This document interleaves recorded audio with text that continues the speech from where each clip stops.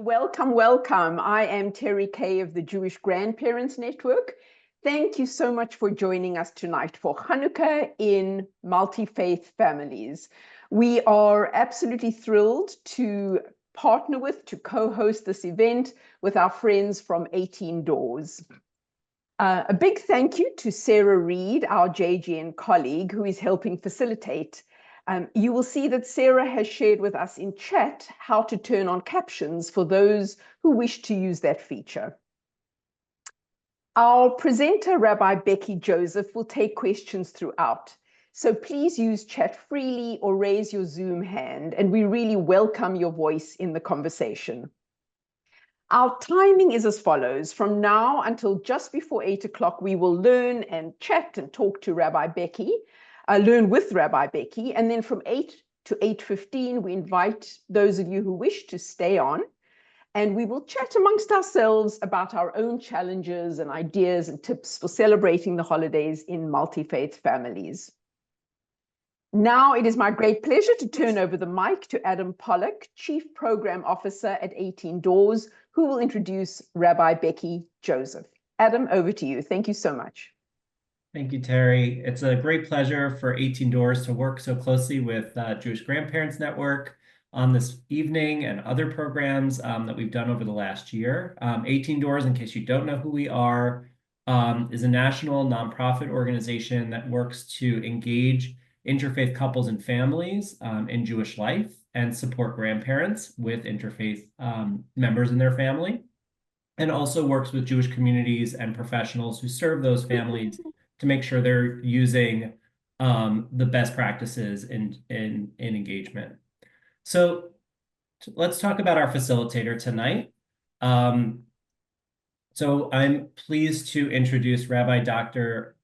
Rebecca Joseph, who I've known for, I think, over 20 years now. Rabbi Becky is an independent rabbi, educator, a ritual leader, and consultant to faith-based and secular organizations, families, and individuals.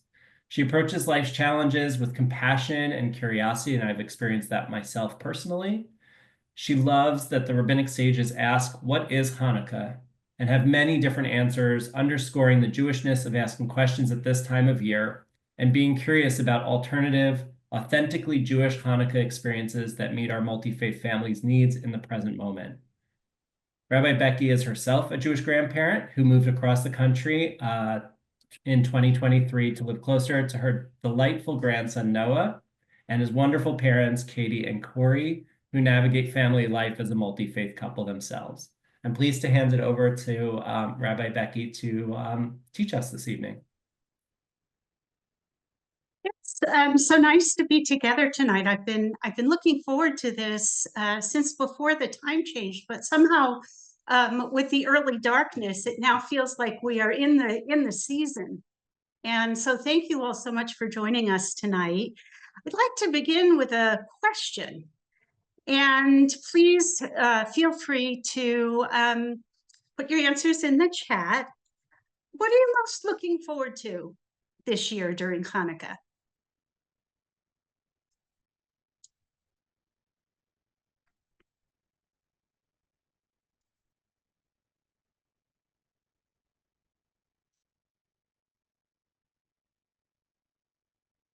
Let me give you a little encouragement. One of the things, peace throughout the world, that's lovely. First Hanukkah with my first grandson, Mazal Tov, spending time with the family, being with grandkids and taking them to a Hanukkah party at our synagogue.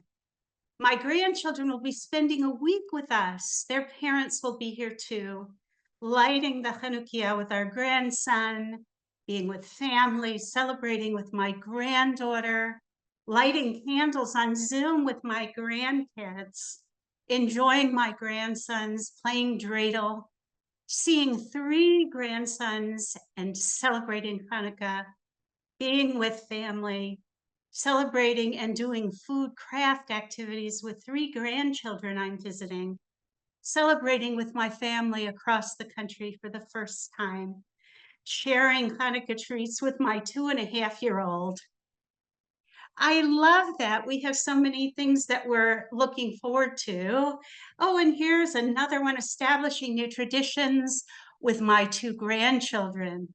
We'll light the menorah on Zoom since they are with their other grandparents, mostly doing Christmas. I'll send them a food and gift package to them. I love that. So I'm so happy to see all the different ways that we are excited to celebrate Hanukkah this year. Some of us will be celebrating together in person with our grandchildren. Some of us will be celebrating long distance. But I think one of the things that we're going to find tonight is that everybody's Hanukkah celebration is a little different. And that's because every family is a little different. Every family has its own traditions. Some of them are similar to the traditions of other families, sometimes many other families, and some of them are quite unique. I'd like to ask you now, if your family has what you think of as a unique Hanukkah tradition, if you would please share that with us in the chat.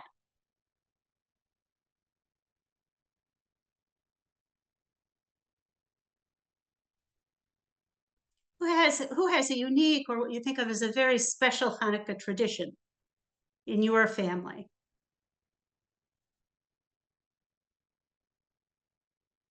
Everyone lights their own menorah, I think that is. Perhaps it is unique that we do not give gifts. Matching pajamas.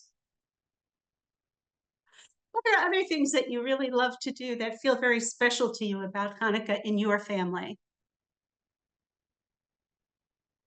Now having a Christmaka party to celebrate both holidays.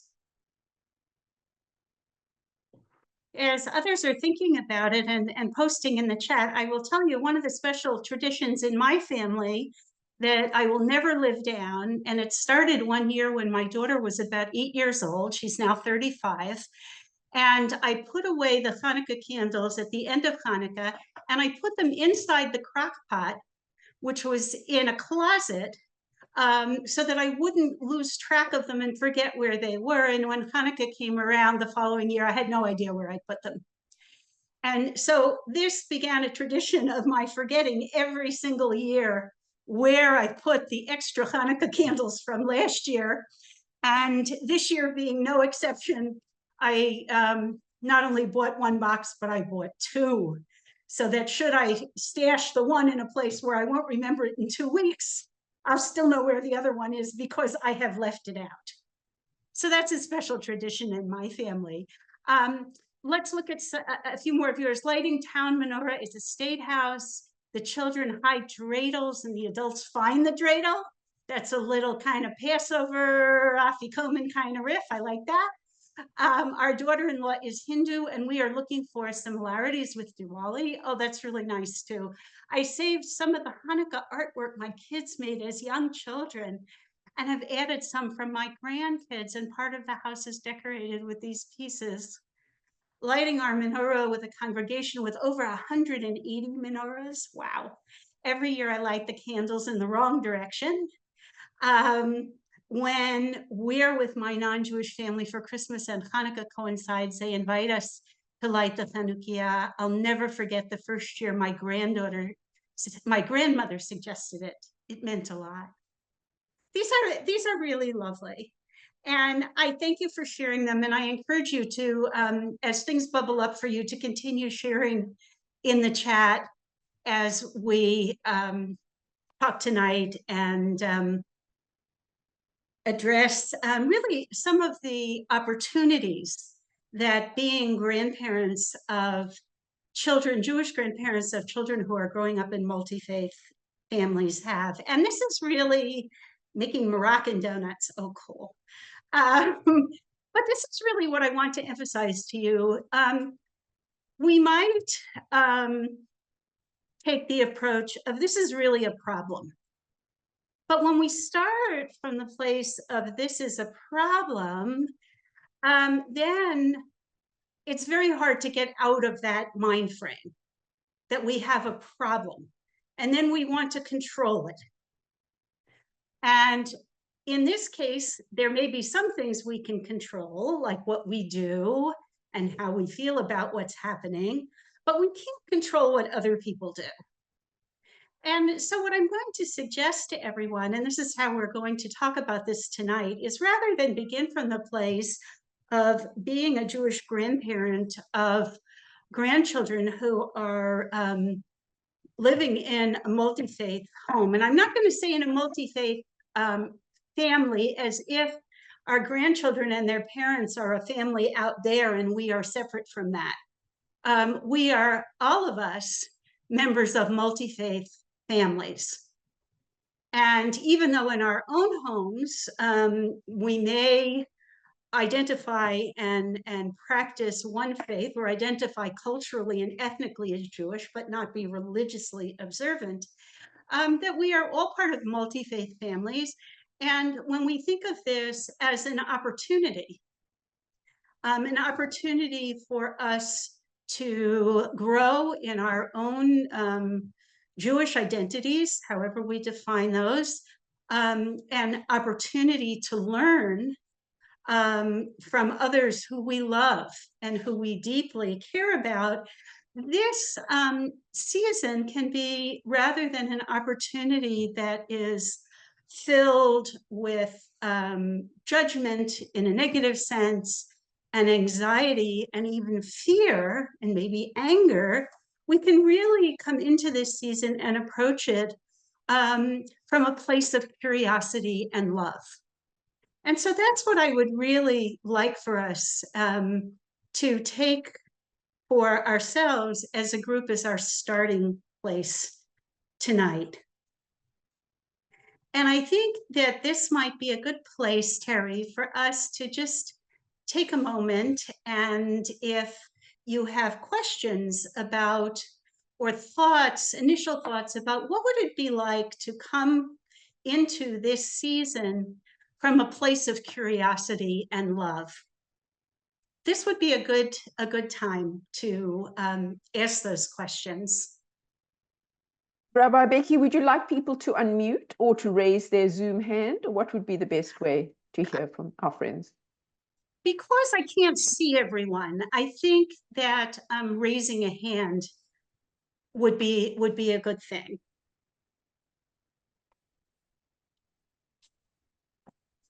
And while you're giving this some thought, I'm going to share a story with you.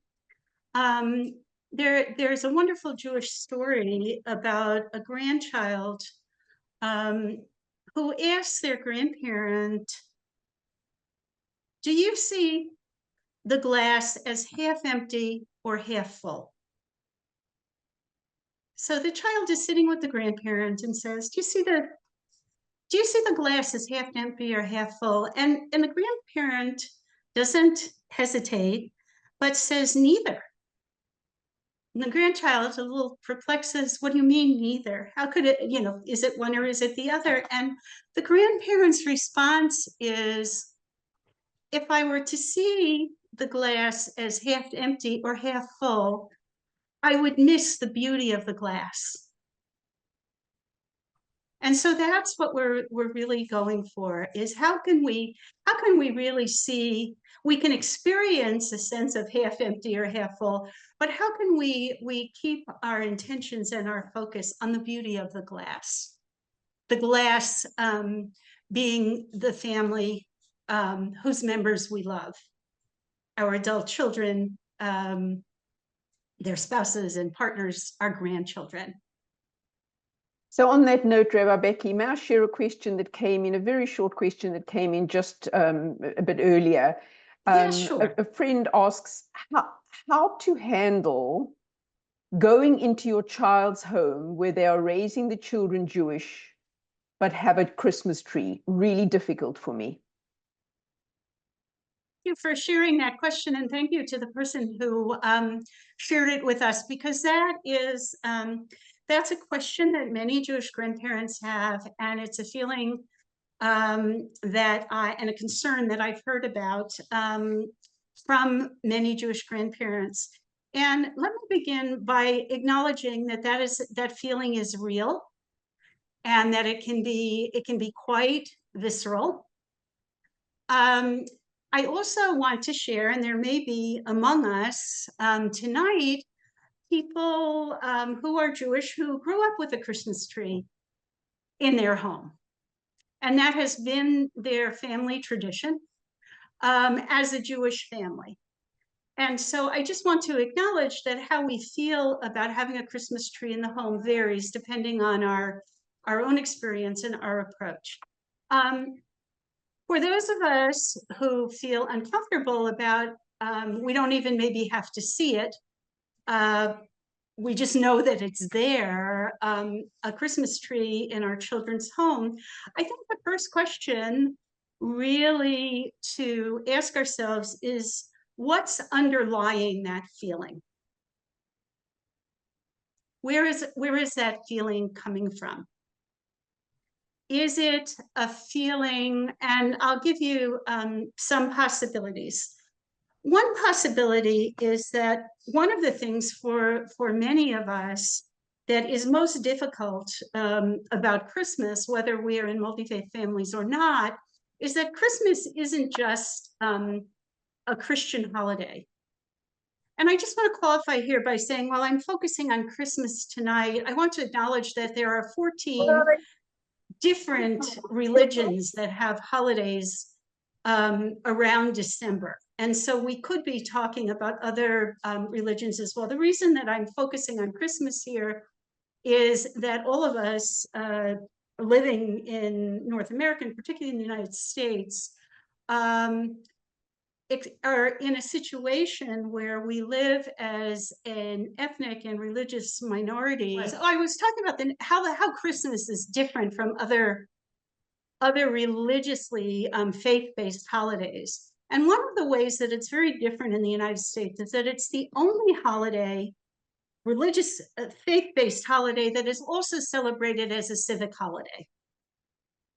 And so it is a day when historically almost all activity stops, certainly commercial activity, government activity, and places that are what we might call civic shrines, like the White House, are decked out in Christmas decoration and hosting Christmas celebrations. And so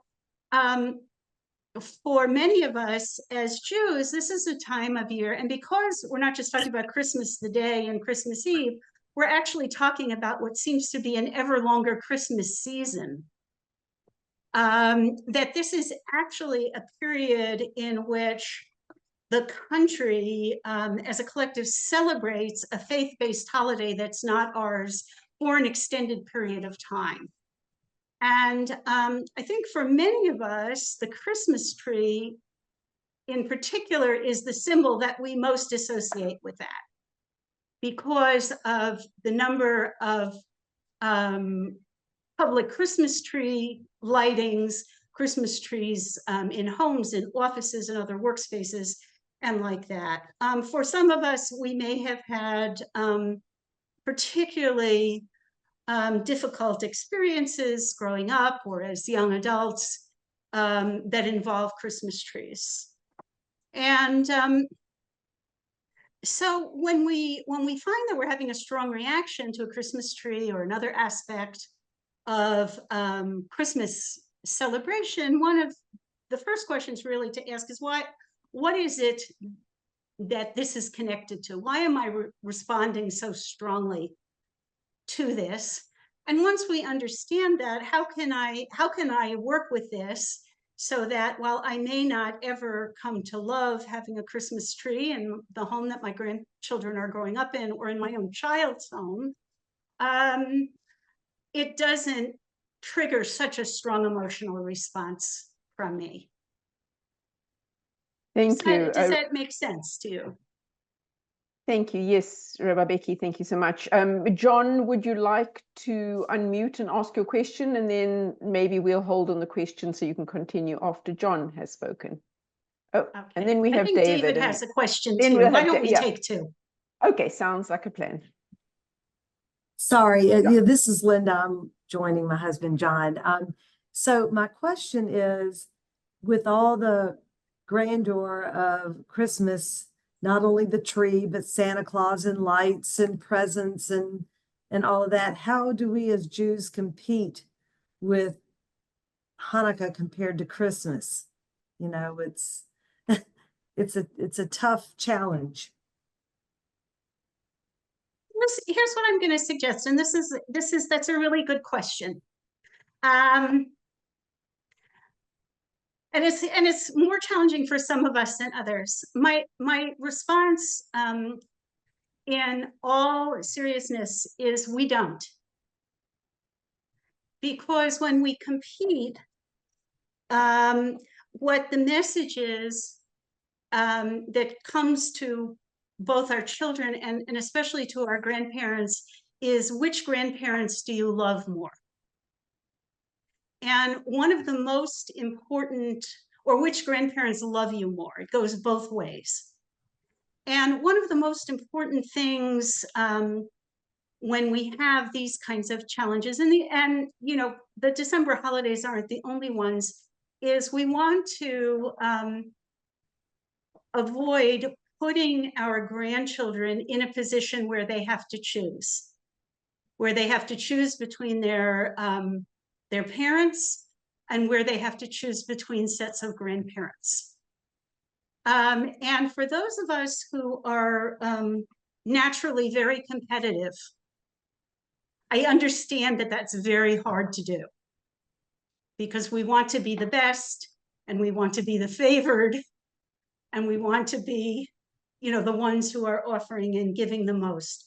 But I think the way really to pull ourselves back when we find ourselves getting into that is, again, asking, what is underneath this that's driving me, that I feel that I have to compete? And how can I be, and how can we be, if you are a couple, our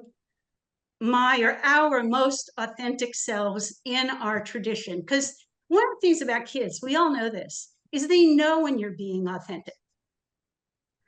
And when we're being authentic about what we love and what's meaningful to us, and our desire to share that with them, kids pick up on that immediately.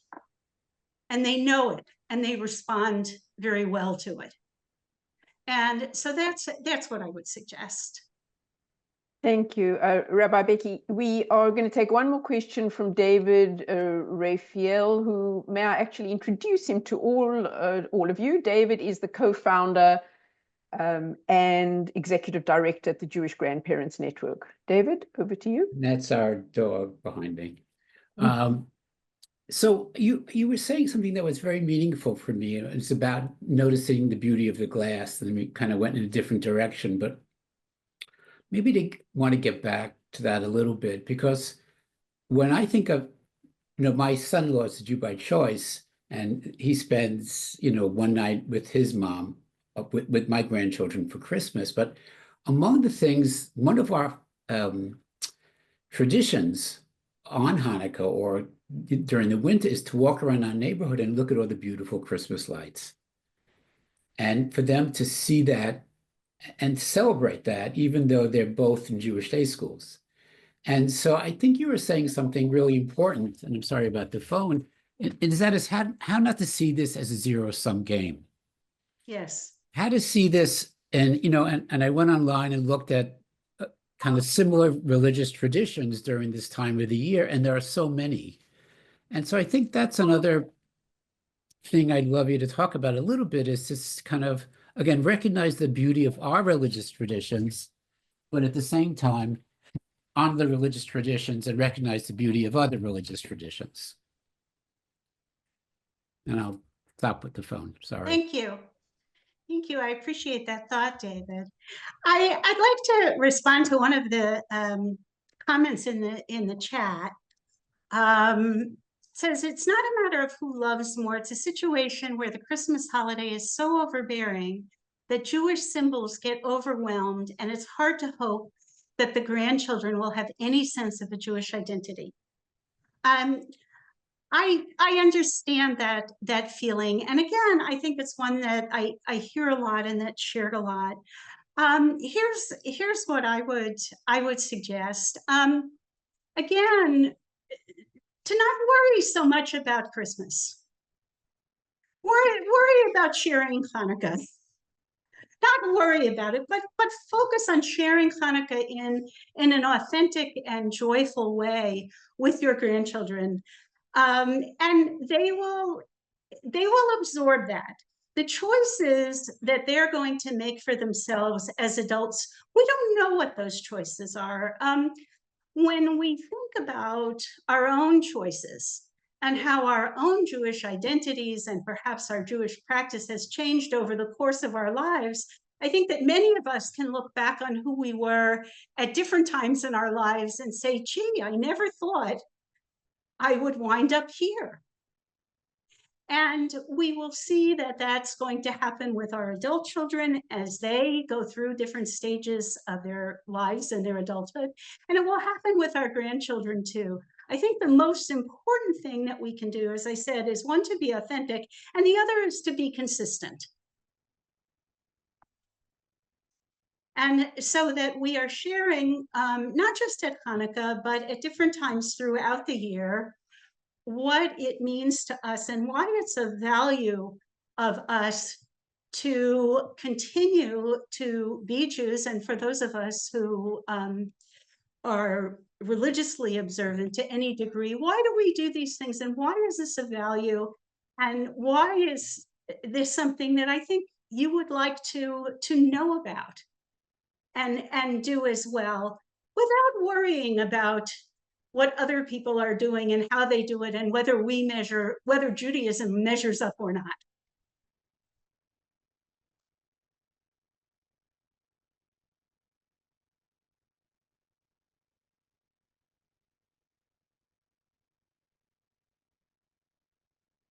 Things that I would like, another suggestion, I guess I would say, that I would like to make is that how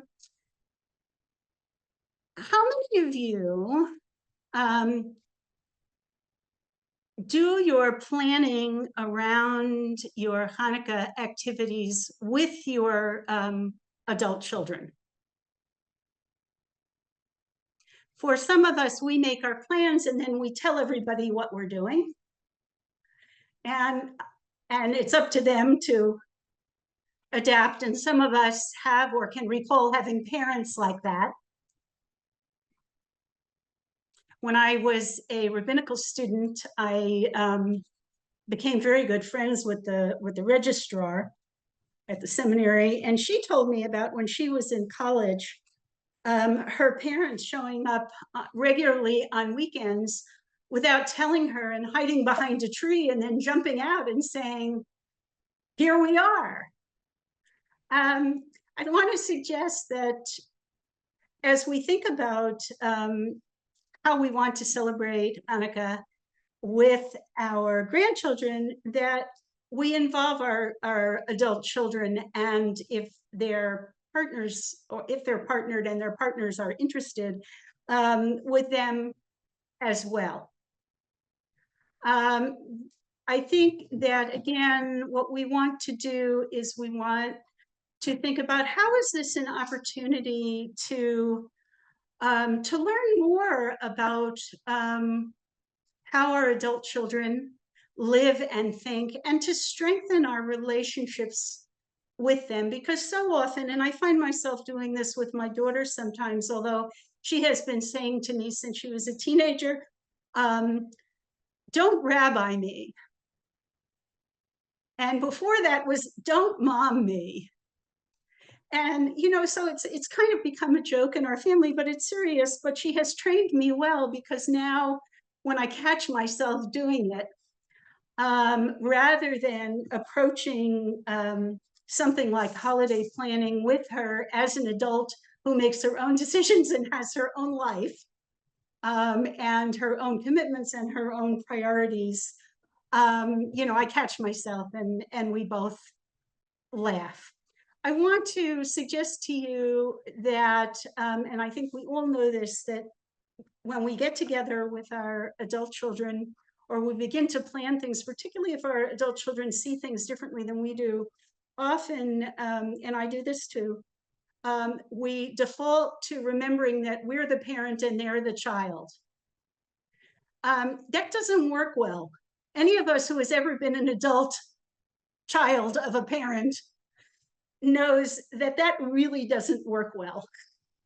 And so what I really want to suggest, hard and challenging as it may be, is when we think about how to plan holiday observances and celebrations together, that we remember and treat our adult children as the adults and the parents of their own children that they are.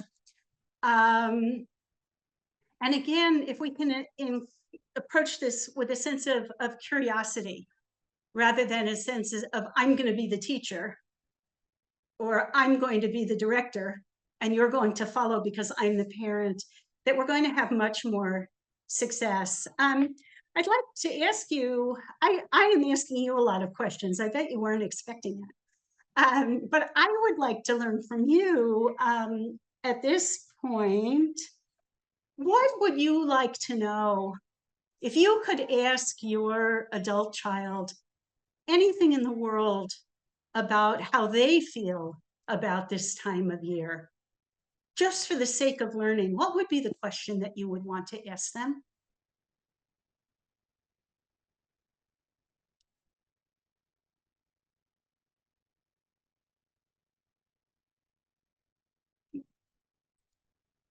Do you care about this?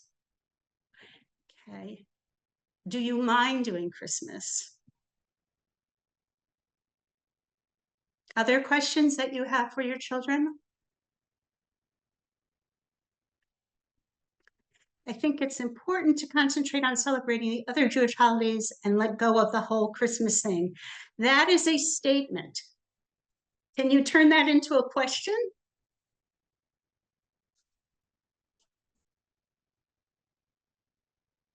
What was most meaningful about Hanukkah when you were growing up? I love that question for two reasons. One is that it is an open-ended question. So it doesn't have any kind of judgment or judgment attached to it. When we ask a yes or no question, part of what is communicated with that, particularly where there's anxiety or friction around a subject with our adult children, there's a suggestion that no answer is going to be right for our parents. So what I want to suggest in our conversations with our children about this season and holiday celebrations, that we ask open-ended questions, and then we listen, really listen attentively to what our children say, and that may lead us to other questions that really give us the opportunity both to understand how our children are thinking, our adult children, and to support them as they are now, not as they were as children or teenagers or how we wish they would be, but how they really are, and in the choices that they're making, whether we agree with them or not. And that's part of seeing them and respecting them as adults.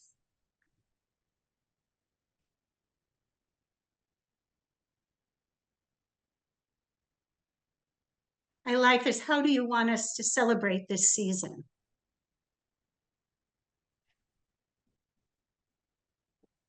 So I think, you know, and everyone here has lived a long time, has a lot of life experience and a lot of family experience. And so it's really delightful, though not surprising, that some of the things that I'm sharing with you are things that I think you already know, but sometimes it's nice to be reminded, particularly in this season. Shall we take some more questions, Terry? Oh, with pleasure. Of course. Just, you can, to our friends, you can just unmute. You can raise your Zoom hand, whatever you feel comfortable with.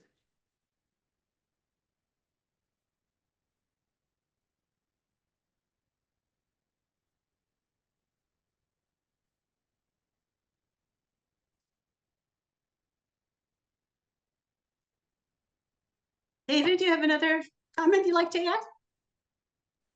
I have a question. Yes. What can we do? Let's say we have in-laws who are not Jewish. What can we do to make them feel comfortable when they come to our house for Hanukkah or other Jewish holidays, so that they feel welcome and don't feel alienated?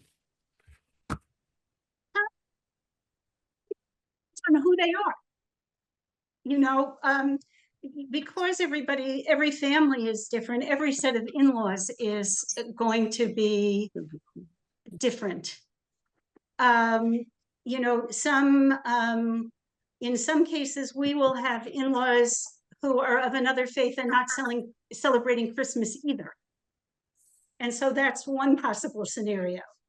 Another possible scenario, and this is the case in my family, is that my son-in-law's parents, celebrating Christmas is very important to them, but they are not churchgoers, and it is not a heavily religious holiday for them.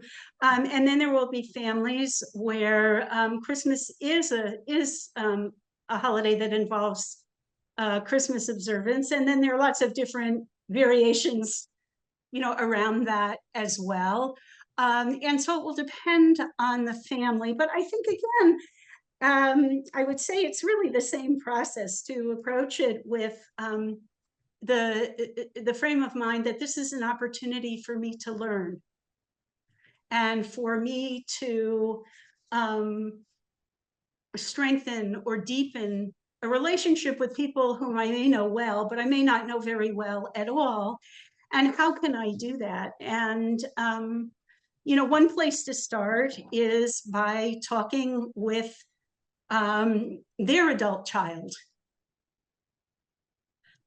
who will have a lot of insight, you know, into what their parents will and will not feel comfortable with. And if you know the parents well enough, you can also talk to them about it and say, you know, this is what we traditionally do in our home. And I'm so happy you're coming to share some holiday time with us. Tell me, you know, how you feel about whatever the different components are, and how can we make you feel, you know, the most comfortable. Thank you, Rabbi Becky. Jen, we do see your hand up. I hope you won't mind waiting one more moment so patiently, because Judy has a question in chat, asks you to, if you wouldn't mind, Rabbi, responding to her question listed above, that she would ask her child, how do you feel about having a Christmas tree in your home and decorative lights on the house, since you were not raised that way? And Judy asks for your reaction to that question. I think that that's certainly a reasonable question that a parent would have. I might suggest rewording it a little bit, and taking out the "since you were not raised that way" piece, because again, the "since you were not raised that way" piece, I think, will be heard by many adult children as a criticism. And even if you might even consider taking out the "how do you feel about," and begin with tell me about having a Christmas tree in your home and decorating. And that gives your adult child the opportunity to say, it's actually a lot of fun and I love it, or I don't get involved. This is something that my spouse or partner does and that I do because this is important to them. But again, this is the treating your adult child as a child and showing both interest in their answer without trying to force or manipulate them emotionally. And I'm not saying to the person who asked this question that you would intentionally want to do that. But these are the things that we need to kind of be aware of. But I think, better understanding what happens in your adult children and grandchildren's home, and how your adult child engages with that, is something that can really lead to openings in your relationship rather than tension and closing. And Jan, I know you have been waiting patiently. That's right. Thank you, Rabbi. We have a little bit of a different situation, and we would like your advice about how we can approach this. One of my sons, and we were raised in a fairly observant household, attended synagogue, they were bar mitzvahed and everything, married a girl who is an evangelical Christian, and their children are being raised in an evangelical home and attend an evangelical Christian school. And that side of the family really has no interest in what we do or our values or our observance. And it's very difficult. Yes. And it's difficult because their family views only their way as being the right way. It's the only way. There's no alternative. The Bible is truth. And so anything that we or anyone else, even Catholics, for example, believe is simply not of interest to them. And it's not valid. It's they invalid. say it's invalid. So how can we approach that with that family and our grandchildren? And I can tell you, we've chosen not to compete, at least, well, maybe a little, but not very much. We really try not to compete. So how can we handle this? I'm going to make a couple of suggestions, and of course, I only know, what you have just shared now. I'm sure that there's much more background to this, and that I would probably be able to give a better answer after a much longer conversation. But I think for myself, one of the most difficult things about a fundamentalist religious worldview, whether it's a Christian worldview or a Jewish worldview or any other kind of a fundamentalist worldview, is the black and whiteness of it. You're either in it with us, or at best, you're just not on our radar, and at worst, you're the enemy. And we see this within the Jewish community, and we also see it between fundamentalists of other faiths, including Christianity and the Jewish community. What I would suggest is, I really think that the best thing that you can do is to be supportive of your own child, and to really understand how your adult child is experiencing this. Because you may find that for a variety of reasons, that if you're not, again, critical or overbearing in your support, that whatever they choose, whether it's for the sake of, shalom bayit, peace in the home, or because they're indifferent to religion, and so they don't experience it the way that you do, because it's just not something, it just kind of rolls off them.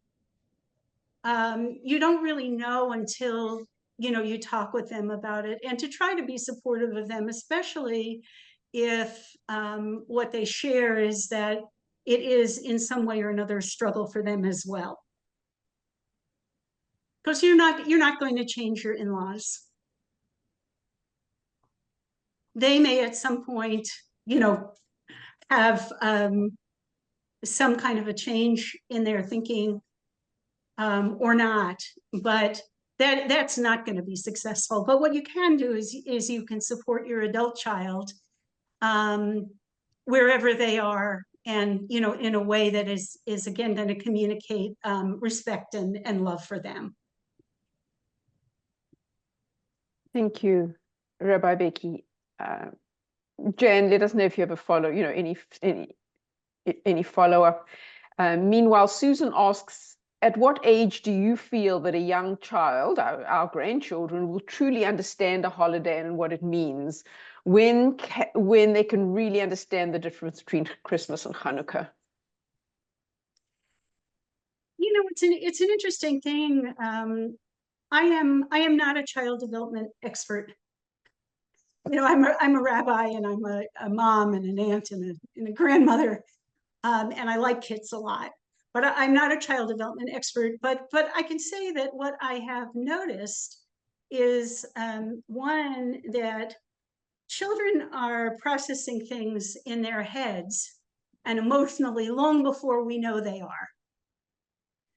And often long before they have the words to express to us what they're feeling or even what their questions are. And so again, I would suggest, if we're doing our thing and we're doing it in an authentic and joyful way with them, and in a way that engages them and takes them seriously, whether they can express it or not, and whether they can make the distinctions that we hope they will eventually make, and they will, as they grow and develop or not, that we shouldn't worry about that too much.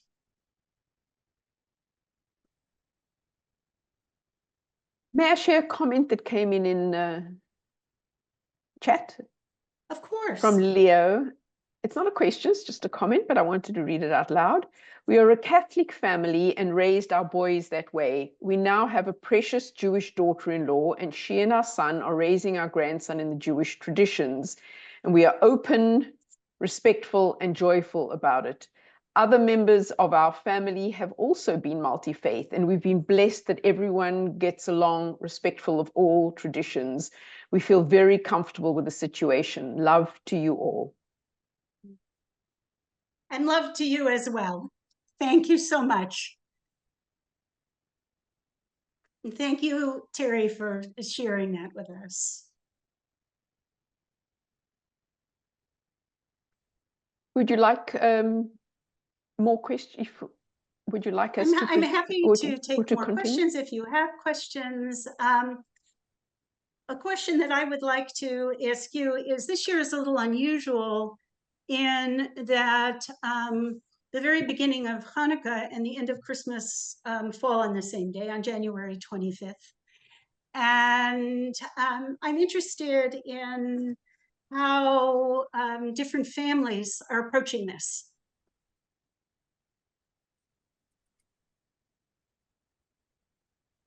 And feel free to just unmute and speak. This is our time to share. I just wanted to say that I'm a single mother, and my grandson, I have 7 grandkids. The youngest one, 7, he's really obsessed, like none of the other ones, with Christmas. And I have always tried to tell him that, like, it's important to give charity, and it's not all about the presents, and trying to instill that in him. But I'm losing the battle. I don't know. He's 7 years old. So I was just wondering, I don't know. He's coming this weekend, I think, because his parents want some time off. So it's just going to be him and I. And I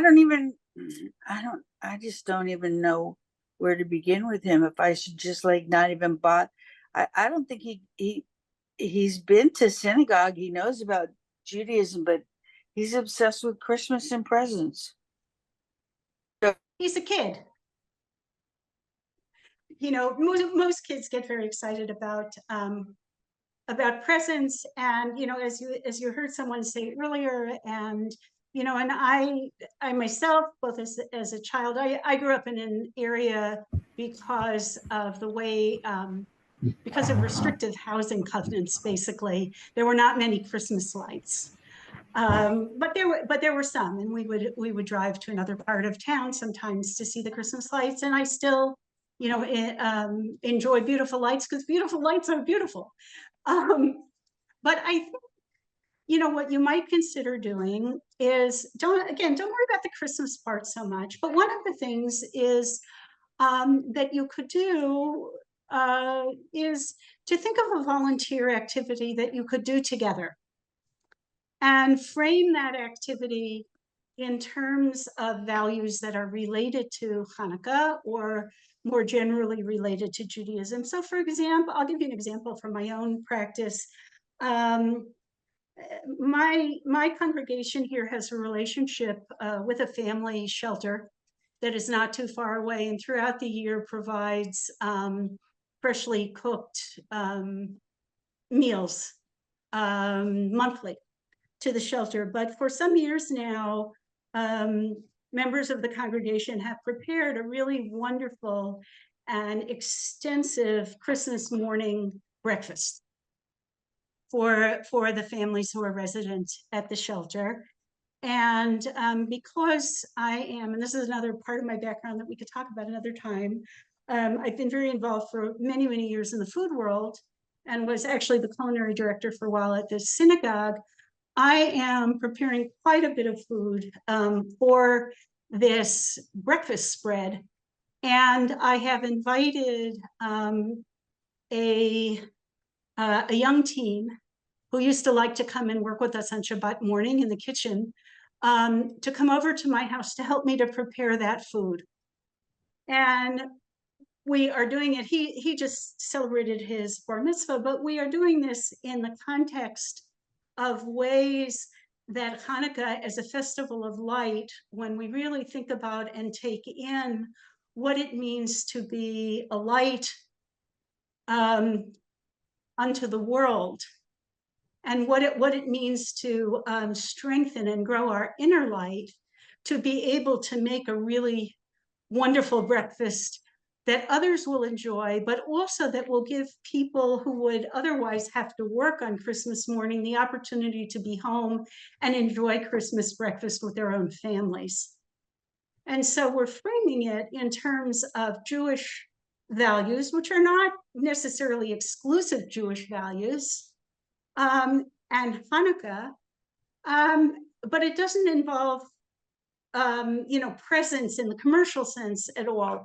And so, I would suggest thinking about what are some kinds of activities that you can do with him that, again, don't become a competition between Hanukkah and Christmas, but that you can do together and enjoy together and will be meaningful to you. Thank you. That's lovely. Let's go to Pearl. Pearl, if you would unmute. And then Rabbi Becky, if it's okay with you, we might transition over to group sharing as people are comfortable, whatever you think is best. Pearl, welcome. Hi. So we went to visit our kids who live in San Diego with the 4 and the 8-year-old granddaughters in early November. It wasn't Thanksgiving, it wasn't Christmas, and we're not going to be back and be with them at that holiday. So what they decided to do, they pulled us out before we left from New York to go to California. My daughter said, "You always bring presents. Could we have some early Hanukkah celebration with you?" And they called it Grandika because 2 grandparents were there. And I took my presents, and some of them weren't wrapped yet, so I put Hanukkah paper on them. And they were little things, but we ended up lighting the menorah 4 times while we were there for 8 days. They said, "Oh, look, it's 8 days. It's the 8 days of Hanukkah." But we actually got around to lighting the menorah and singing songs around it and giving a little present 4 times. And played dreidel and made like we would do. And they also decorated. They opened up a great big Hanukkah box. They decorate for both holidays. And they put the sticky things, the sticky menorahs on the windows and a few other things. So they kind of made a fuss, since we were there anyway, to celebrate Hanukkah with the grandparents. Oh, that's lovely. Thank you so much for sharing that. And I love, can I borrow that, Grandika? Take it. Love that. I love that. I will give you credit when I use it. Rabbi Becky, we have a question that I think would be wonderful to share in small when we share amongst one another. Alice asks, besides lighting the Hanukkah over Zoom, what else can distant grandparents do with their grandkids that others have found successful? Well, maybe we'll hold on that and we'll talk about it, because I'll bet others have lots to share, unless you would like to comment on that. To hear others' ideas. I've been doing lots of talking. Okay. Well, is there anything else you'd like to add before we open it up to the floor broadly, and it's just going to be a free-for-all? Anything else that you would like to focus on? That I would like to add is how much I respect and admire all of you for being so thoughtful about what is often a challenging topic, and from really, just from the love that you have and are drawing on to be in this conversation, the love for your children and your grandchildren to be in this conversation tonight. And I just want to thank you all so much and wish you a beautiful season of lights and a happy Hanukkah. Thank you, thank you. Thank you for your beautiful guidance. And your just soft and gentle touch and your compassion, Rabbi Becky. Would you like to stay on while we invite our friends to share their ideas too? Absolutely. Do you want me to if that's okay with the crowd. I'm sure. You can even jump in and speak if you want, but I'm going to unspotlight you. Is that all right? That's perfect. Okay, remove spotlight. So now it is over to all of you. What do you want to guide each other on? So for example, we had a question from Alice asking, like, what can we do for grandchildren who live far away? We can light candles on Zoom. I do that too, even though my grandchildren live quite close. I don't see them 8 nights in a row. What other ideas do you have that can establish and maintain a connection during Hanukkah when your grandchildren live far away?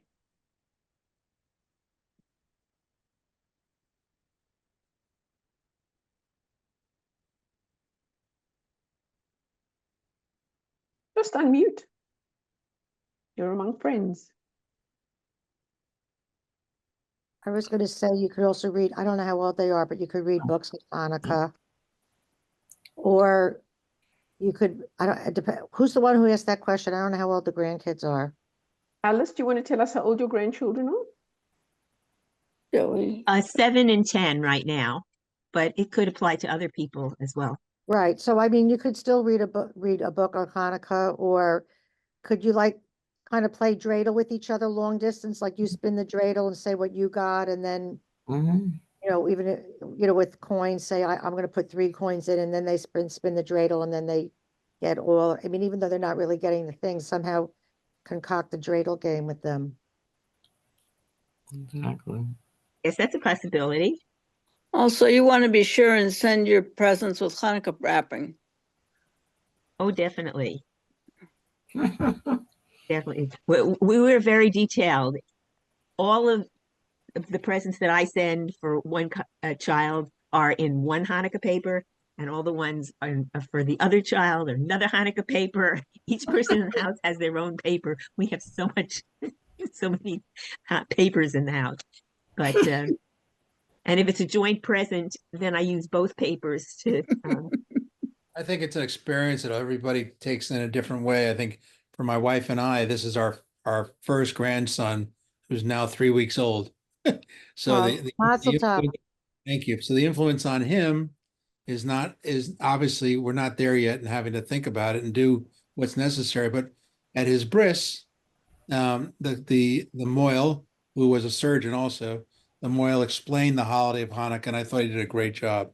And I think from where I come from, I believe the most important part of the holiday, of any of our holidays, is to make sure the story of the holiday is understood, and that the message about lighting the light for others, is very important. And how it develops. His father's Catholic, and we respect his faith, and we're just hopeful that there won't be issues about our grandson having any kind of a Jewish upbringing. But look, he was born Jewish, and he'll die Jewish. But he's we're gonna do our best without creating any friction. We live in Maryland, and they live in Texas, so it's 2 different worlds, and we'll do our best. You respect My in-laws were not Jewish, and I always appreciated that every year they sent their Christmas presents at Hanukkah time.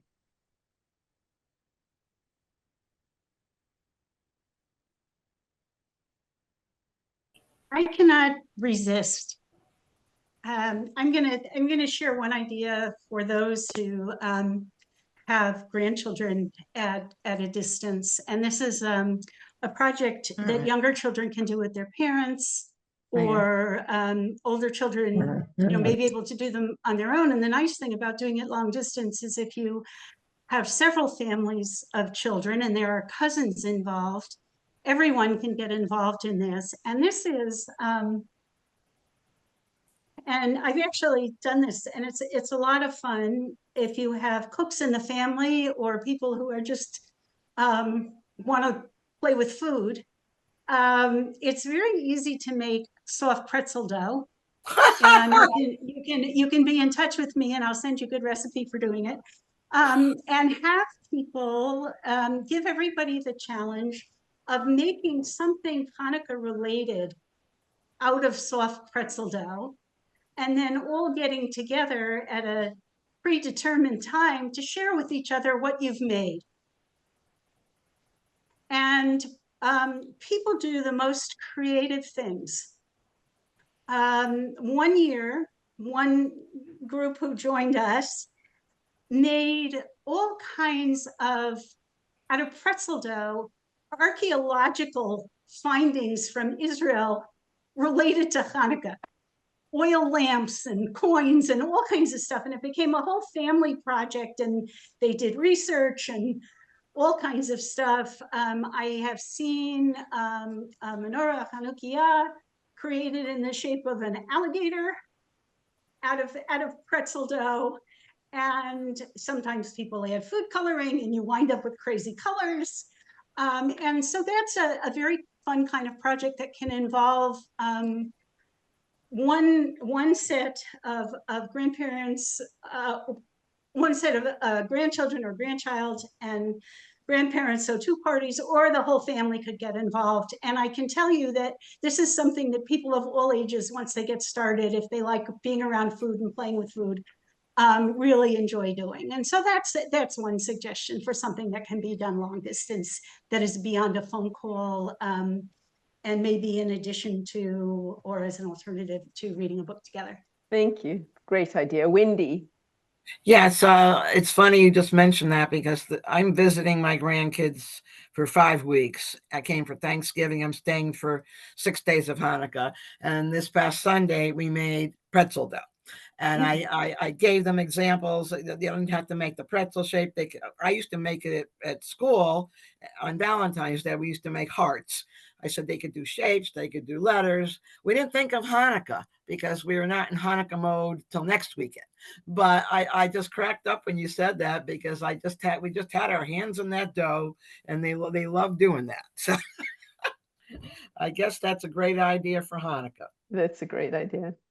And while I'm talking, I just wanted to share that, you mentioned at the beginning of the program how, big and overwhelming, and how long Christmas is, and how it's taken this over the secular calendar and our civic organizations and all that. And I think that is one thing that makes it difficult, but I think it makes it even more difficult because we are the Jews, we are a big minority, and yet we started the whole thing. We started monotheism, and Jesus was a Jew, and Christianity really didn't start till after he was gone. And I just kind of have always had a problem with that we were first, and yet we didn't proselytize, and they are big, big, big. And like you say, we can't compete with it. We got to dig in our trenches and concentrate and focus on Hanukkah and what we want to do and share with our families. But that's always been in the back of my mind, why I've had the biggest problem with it, I think. Mm-hmm.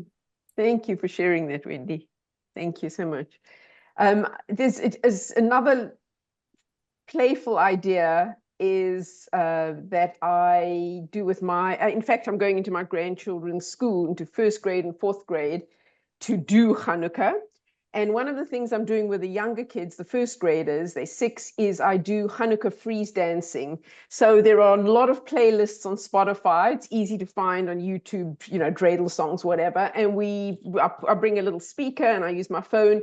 And there's no winners, there's no losers, there's no prizes. It's just the fun of hearing Hanukkah music and dancing along and doing freeze dances. Oh, I want to come to that.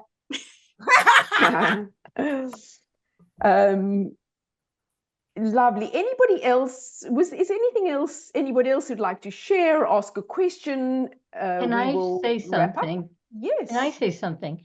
I don't know that most people know that Woody Guthrie wrote at least 3 Hanukkah songs, and we are overwhelmed with Christmas songs. And we discovered them on YouTube that Nefesh Mountain does these great Hanukkah songs because all our kids know is Christmas songs.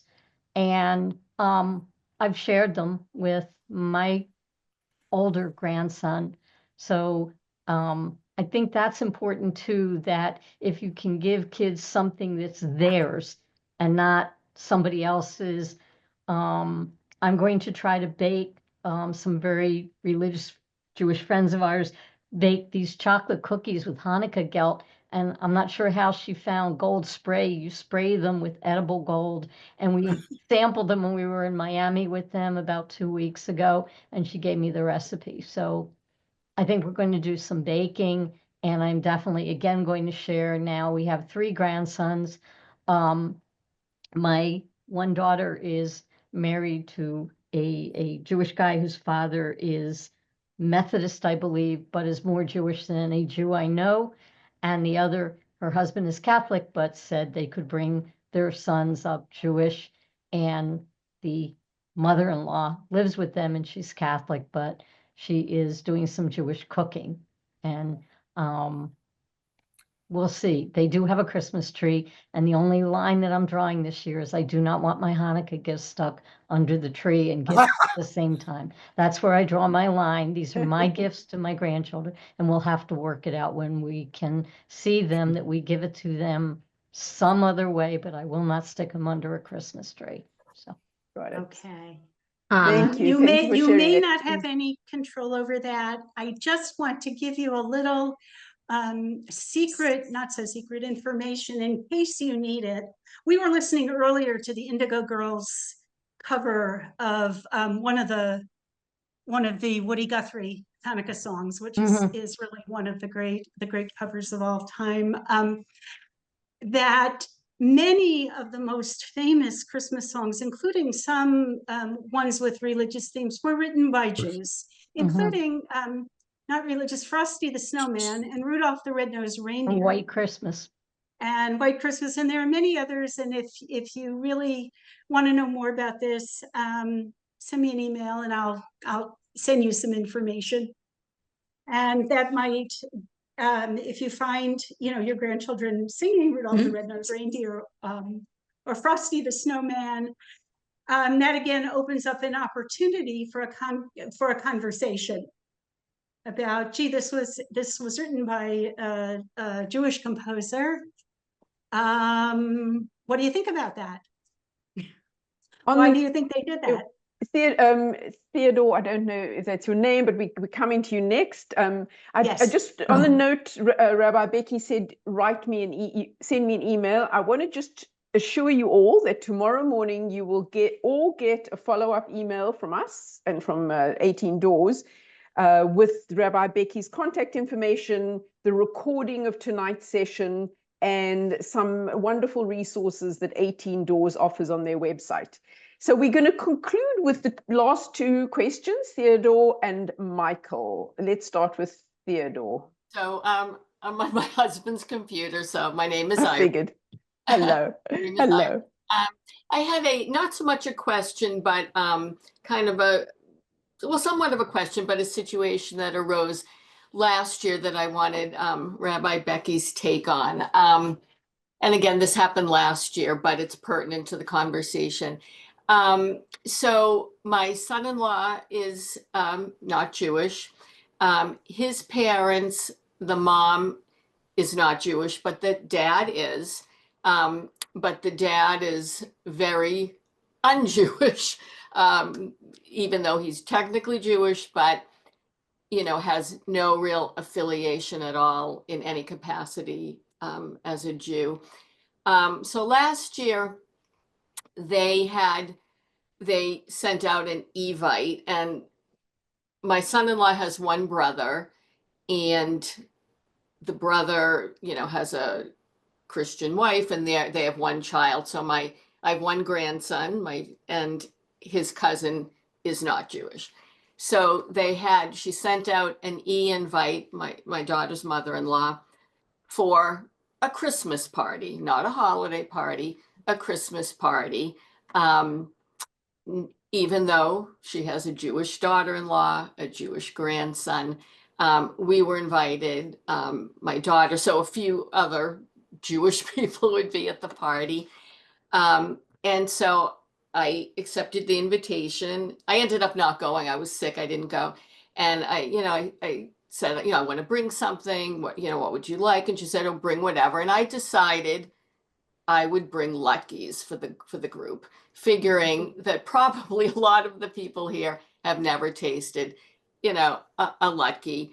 The holidays did not coincide last year, but I decided that's what I was going to do. And when I ultimately couldn't go, I was sick, I said to my daughter, take the Luckys.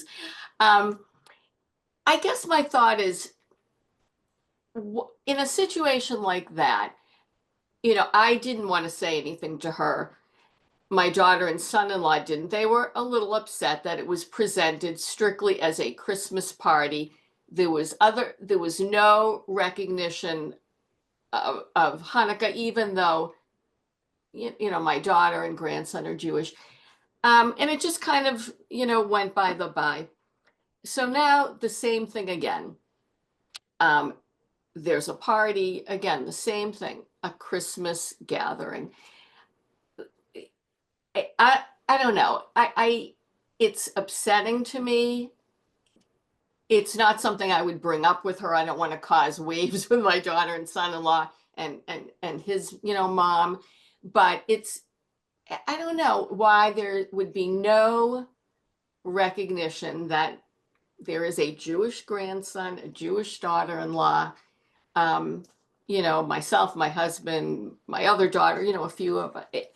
What are your thoughts on that? Because really I perceive it just kind of continuing in that way as the years go by. My son-in-law is very non-confrontational, so he doesn't want to really say anything to his mother. They have kind of an interesting relationship. It's not for my daughter to do. It's not for me. And, and I get the sense that it's really, I don't quite know what it is. Rabbi Becky, could you jump in? We have just 1 minute left, and I want to get to Michael as well. Thank you very much for the question. Yes, I'm going to give you the on 1 foot answer, which is this is between your son-in-law and his parents. And really the best thing that you can do, as I said earlier, is to support your children and ask them, how can I best support you in this, short of intervening, because that's not my place. That's what I would suggest. Thank you. Thank Can you. I say one quick thing? I would suggest that you have a Hanukkah party next year and invite them, and maybe they'll get the idea. I mean, I remember for years and years and years, non-Jewish friends sending me Christmas cards and sometimes saying Happy Hanukkah, but usually just sending me Christmas cards, knowing I celebrate Hanukkah. And okay, it's Wendy, like I'm sorry to cut you off. Thing. What's that? I'm sorry to cut you off. We have one more question. And yeah, okay, sorry. They've been waiting very patiently, and we're just about out of time. Thank you, though, for sharing so generously your thoughts. Yes. Michael, jump in. Hi, it's Michael and Susan. Hello, Susan. Hello, Michael. We really appreciated being part of this tonight. So our concern, we have one son we have two sons, one married someone who is not Jewish, and we adore and love her very much. And she is very rooted in her religion. And her religion is very much a part of her day-to-day life. My son, the Jewish parent of the two, is not as observant in his Judaism as she is of her Christianity. They take the children to church. They hardly take the children to temple. She leaves it up to him to do the Judaism, and he is not as fervent, observant, any of it as she is with hers. So what's happening is they say they're raising the children both, but it's really not both. It's more, there's more Christianity in the home than there is Judaism. And our issue is with our son, because it's up to him to do his part. And so we become kind of like the zealots, which we don't want to be. We bring Shabbat to their home when they allow it. We don't do it every week, but when they're not too tired from their week long of work, we bring Shabbat there. We have our 4-year-old grandson over at our house for what we call Shabbat adventure. So any Judaism that the kids are getting is from us. And we love that. We certainly don't mind that, but we don't want to be in the position of forcing down the Judaism down anybody's throat. And so that's our issue is we want it to come from him, and it's not. And so we want to be loving of him and have a great relationship. We live in the same town now. We moved to the South for them. We made a great life here. We have lovely friends here. We like it here. But we thought we were coming to help him raise Jewish children. And that's actually what he asked us to do, but he's not doing his part. So I know that's a loaded thing to come on at the end, but if there's any words of wisdom you could give us or any help, we don't want to be seen as the yeshiva buffers here. And we also don't want to offend our daughter-in-law, because it's clear to her that we would like Jewish grandchildren along with their Christian part. It was not we don't believe the idea of both. And we don't believe in that. We think that's very hard to do. Okay, this is a complicated and not uncommon situation, and I don't think that we're going to have time in the few seconds that we have left to completely unpack this, and I would be happy to talk with you, offline. Okay, thank you. In the next week or two about this, but I think that the situation you're in is not uncommon. Where it sounds like, from your perspective, your son is asking you to carry the I don't want to say the load, because I don't feel that carry the water is a load, yeah, but carry the water, right. to really be to carry water of their children's Jewish identity and practice. And let's talk about it some more offline, because it's a longer conversation than we have time for now. But I very much appreciate your bringing this up and sharing it, because thank you. I am certain you are not alone, even in this group, with the kind of situation that you're describing, even as every family situation is its own. Thank you. We brought it up here just because that was the subject here. I will tell you, we've spoken with our rabbi about it also. But I'd love to hear because this is your field, I'd love to hear, how you would advise us to approach it. Okay. Well, I'll be happy to talk with you offline sometime in the next week or two. We'll find some time. If you'd like to do that. Thank you. Thank you. Thank you very much for the question from the heart. Thank you. To all of you, you stayed with us for an hour and 20 minutes. That is so generous of you to give of your time, and we know what an important subject this is to you. We hope you found it helpful. We will write to you tomorrow, so there'll be lots of follow-up, lots of opportunity to reach out to Rabbi Becky. And to you, Rabbi Becky, thank you so much for sharing your wisdom with us in such a kind fashion tonight. To our friends at 18 Doors, it was a great pleasure to collaborate with you. And now we're going to play you out with some nice Hanukkah music. So thank you very much for joining us, and please do stay in touch.